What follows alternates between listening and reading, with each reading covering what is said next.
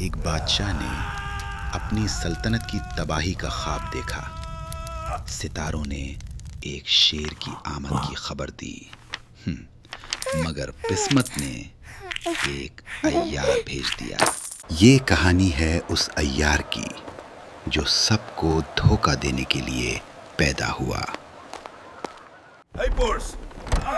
ادھر آؤ۔ ہمارے بادشاہ، کیا ہوا؟ ایک خواب، ایک بھیانک خواب۔ ایک بچہ زمین سے نکل کر میری تخت تباہ کر رہا تھا۔ تو اس کا کیا مطلب ہے؟ تم نے اپنے چاٹ، اپنا دھواں، اپنی بھیڑوں کے جگر دیکھے ہیں۔ بولو۔ حضور، شگون واضح نہیں۔ شاید آپ نے کوئی ناگوار میمنے کا ٹکڑا کھایا ہو۔ یہ میمنہ نہیں حضور، یہ ستارے ہیں۔ بذر جمہر آپ کو طلب کیا گیا تھا۔ یہ خواب کوئی تنبیہ نہیں حضور، یہ ایک پیش گوئی ہے۔ ایک بچہ پیدا ہوا ہے مغرب میں، مکہ میں۔ یہ بچہ کیا وہ میری سلطنت کو تباہ کرے گا؟ وہ ایک دن دنیا کے تمام تختوں کو الٹ دے گا حضور۔ وہ صاحب قرآن یعنی مبارک سیاروں کے اجتماع کے زیر اثر پیدا ہوا ہے۔ وہ تقدیر کا چنا ہوا بچہ ہے۔ اس بچے کو ڈھونڈو، میں اسے اپنے دربار میں پالوں گا۔ میں اس کی تقدیر کو اپنی بنا لوں گا۔ اگر اس نے شیر بننا ہے تو وہ میرا شیر ہوگا۔ جاؤ۔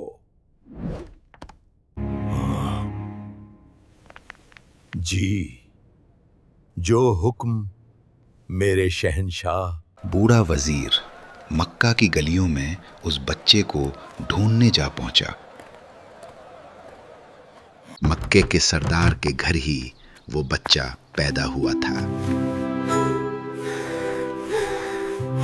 شیر، ہیرو، رزم، جنگ کا آقا، تمہارا راستہ سچا ہو ارسلان۔ دانا سر، کیا آپ پیش گوئی کے بچوں کو تلاش کر رہے ہیں؟ جس کی مجھے تلاش تھی وہ مجھے مل گیا ہے۔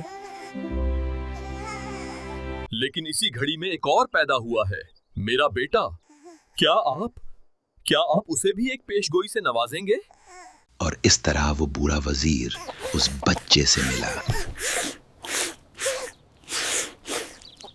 تو کیا وہ ایک عظیم جنگجو ہے، ایک بادشاہ؟